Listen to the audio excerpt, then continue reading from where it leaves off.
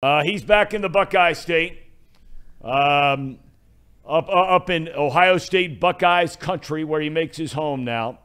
Brian, you're back for the fall now and leaving the beautiful lakefront in Minnesota.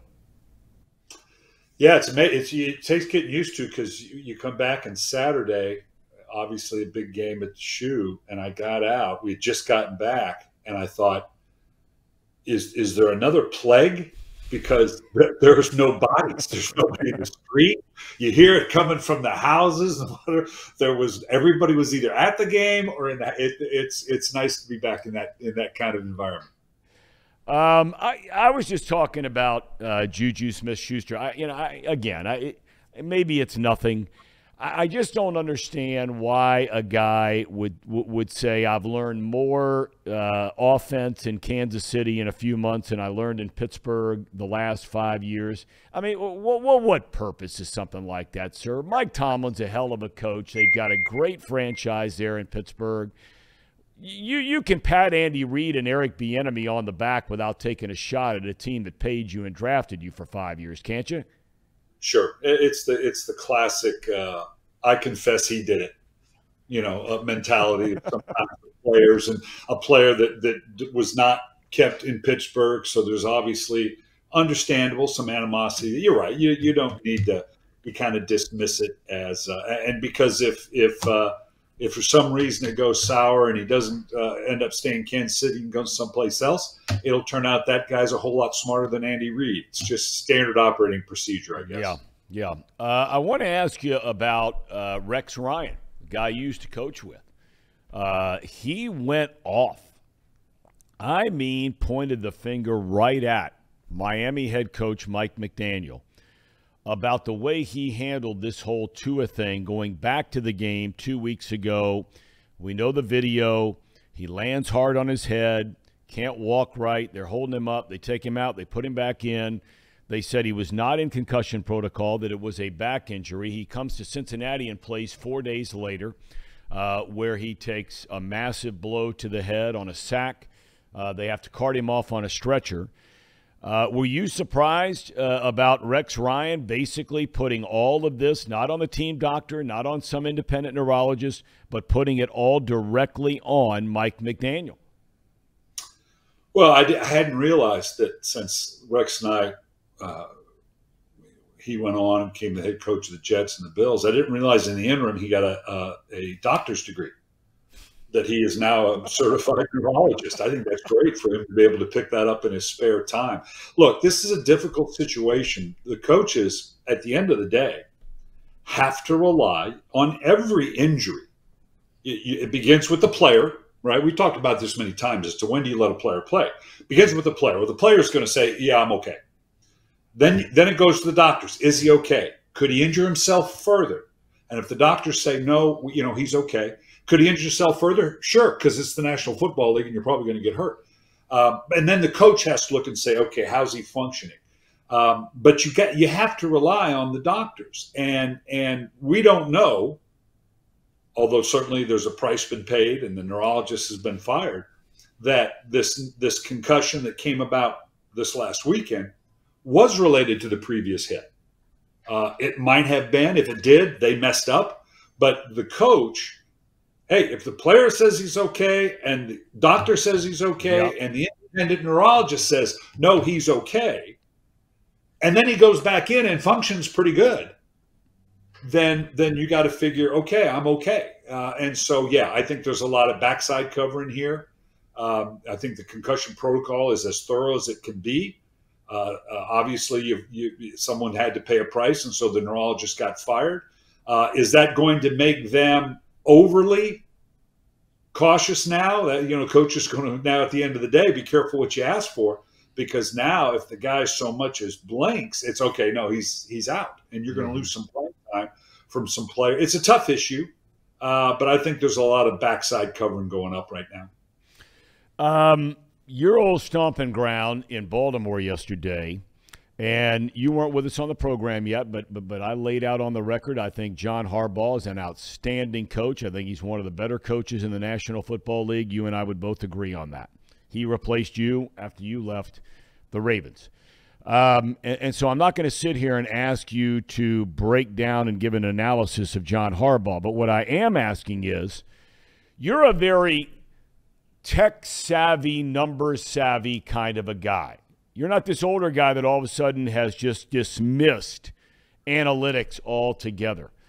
But what does he mean when he says after the game, Brian, that analytics told me I have to go for it here on 4th and goal from a 2-yard line with 4 minutes left in the game, and I have a chance to kick a field goal and take the lead, forcing the other team, of course, to score a touchdown to beat you? I don't think he was saying that there were specific analytics or someone said, do this. I think he was talking about the analytical thinking of, if you take, and he took you kind of through his thought process. I'm not here to make excuses for John Harbaugh, but his thinking had to be, look, we do this a lot with Lamar Jackson. They go for 2 points a lot. They go for it on 4th down a lot. So they're used to it. They have a structure for it. They're ready for it. They have play calls for it. And his thinking that, yes, if we don't get it, then given the time remaining, the way our defense have played pretty much the whole day, they start back up at the 2. I have a decent chance of getting this ball back and putting Justin Tucker, greatest field goal kicker in the game right now, in any position, and he'll go ahead and win it for us, that the touchdown would have basically separated at that point. I'm sure that's the thinking. What didn't occur to him, and maybe it should have, if you want to be critical, was the interception. The interception is what totally turned the analytics bucket upside down. And from that standpoint, I always loved it, and he was a lot more diplomatic than I was in that same situation. I always loved it when people say, well, if you knew that he was going to throw the interception, would you have gone for the field goal? Yeah. If I'd known he was going to throw the interception, we were going to lose. Yeah, I probably would have done something different. So I'm not excusing it. Yeah, in hindsight, if you sit in the cool and calm of the off the game and go, okay, yeah, maybe we should have, and because you do that analytics going forward, what are we going to do again? But his thinking, I think, covered everything except the interception. And whether that should have been communicated to Lamar, hey, Lamar, if you want to take a shot, that's fine. But look, we can't turn the ball over here. Be a little careful because we want to leave them on the 2-yard line. Maybe that should have happened. How good is Baltimore, Brian? I mean, I'm sitting there looking at the teams they've beaten. They've beaten the Jets and they've beaten New England. Jets are 2-2, and New England played well yesterday with a third-string quarterback. Could have beaten Green Bay, didn't. The only 2 decent teams they've played, they blew the big game against big lead against Miami late. And then yesterday they play another very, very good team in Baltimore. But how good are they, do you think? I think you begin with Lamar Jackson. That means they're very good. Okay, they got a chance to be in any game because it's so unique in what he can do with his talent.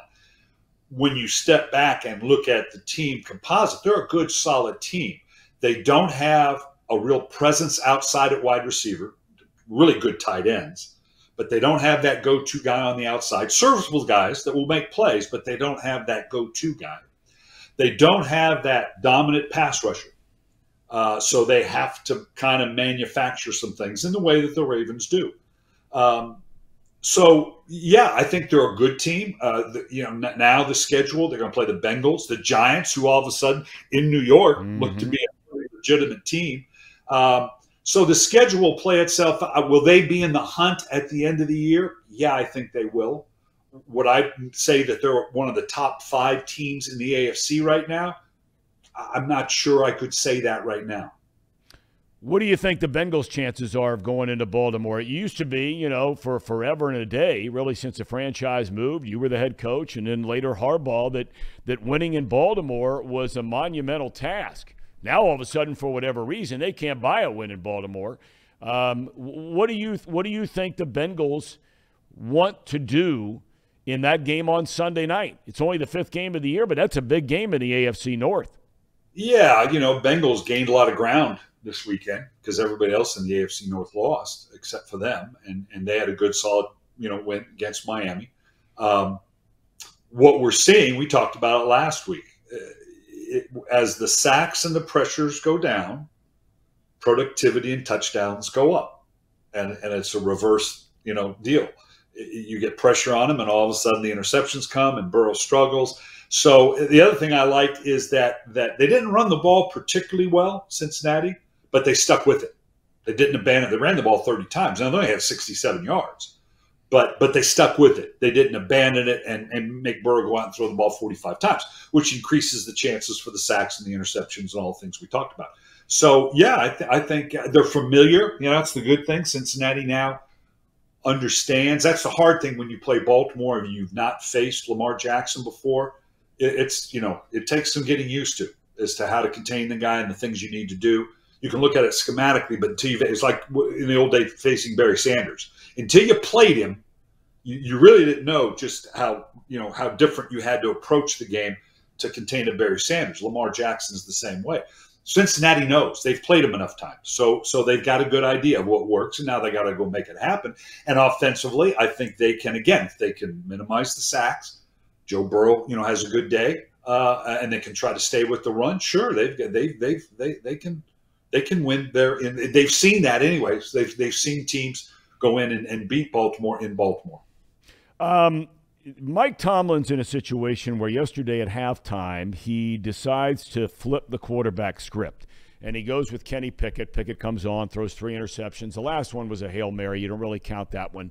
And the Steelers lose a game, quite honestly, that they probably should have won, but they didn't. That's the bottom line. I mentioned their next 4 games, Brian, for the Pittsburgh Steelers are against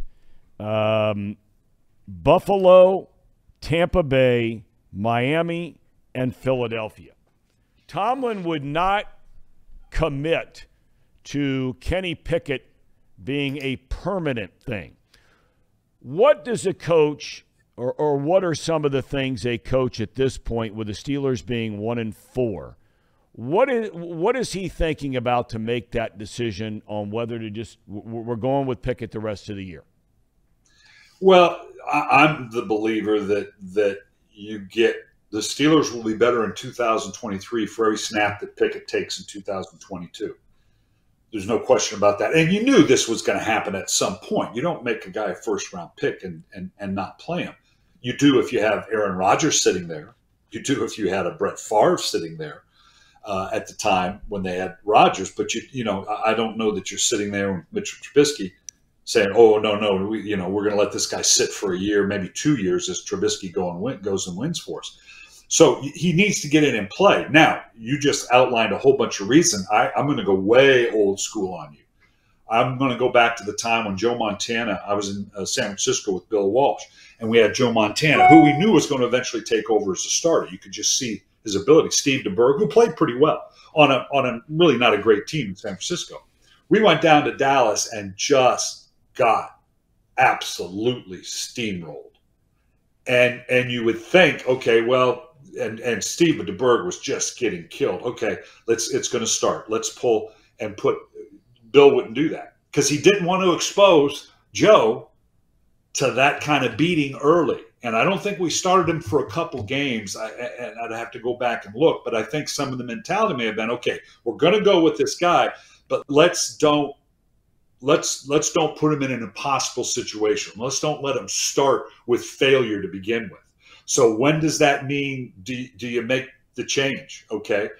The Bills, obviously a very good team. The Buccaneers, Dolphins have been, the Eagles, like you say, maybe you go a little bit, but at some point you got to do it. And if you believe this kid's that good, and you got to believe they think that because they took him as high as they did, he's got to learn to stand up to it. Troy Aikman went 1-15, right? His rookie year.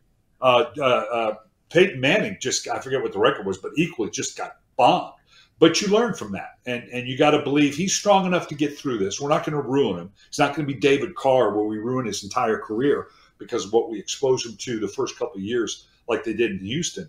There's a lot that goes into it. I understand if they don't, but, you made the determination that this kid's that good. Let's go. Put him in and let him ride it out, and he'll learn from it. All right, my friend. Brian, as always, thanks for the time, your insight. It's always top shelf. Have a great rest of your day up there All right. in Buckeye country. We'll see you soon. Go Buckeye. Yes, All right. indeed. Go Buckeyes. Big one this weekend against Michigan State. Always great to have Brian Billick. He brings us such incredible insight to so many of these different topics. So it's good stuff. All right.